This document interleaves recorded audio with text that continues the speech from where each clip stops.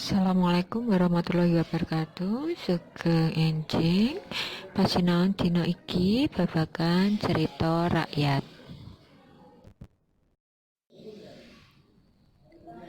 Cerita rakyat yaiku cerita kang ngrembaka ana ing sawijining daerah lan dianggep minangka asil karya kolektif utawa bebarengan karo masyarakat ing papan iku. Unsur-unsur cerita rakyat ing antarane yaiku tema, yaiku ide pokok utawa permasalahan utama kang dasari cerita. Latar utawa setting ing antarane ana latar panggonan, wektu, lan swasana kang bantu cethaning cerita.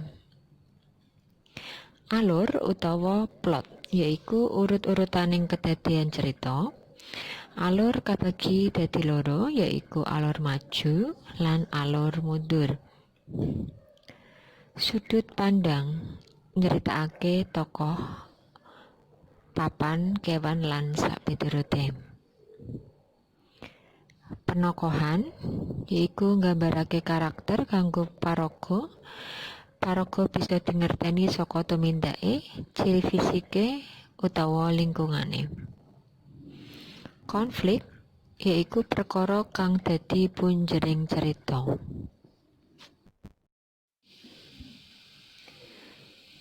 Titikane cerita rakyat yaiku anonim. Cerita ora kaweruhan sapa kang nganggit utawa kang nyiptakake. Kolektif tegese duweke masyarakat bebarengan. Diceritakake kanthi lesan lan diceritakake turun temurun.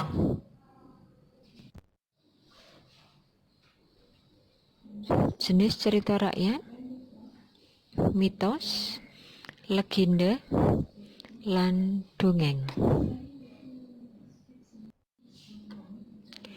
Mitos yaiku cerita kang dianggep bener-bener kedadean lan paragane arupa manungsa kang sekti, dewa, kewan kang duweni kasekten.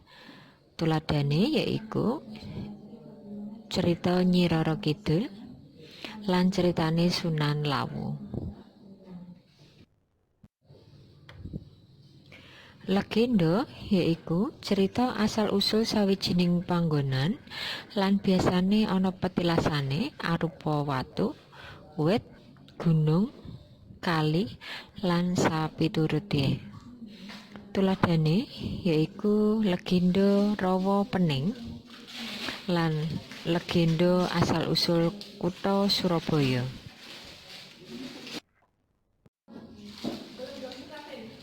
Dongeng yaiku cerita kang ngaya-wara lan ora bisa dipercaya. Tuladhane dongeng Joko Tarub, Keong Mas, lan Timun Emas. Bocah-bocah iku mau babagan pasinaon cerita rakyat, mbok menawa ana klera-klerone oleh Bu Jimat ngendikan nyuwun agunging pangaksami. Semene dhisik pasinaon ing dina iki. Matur nuwun.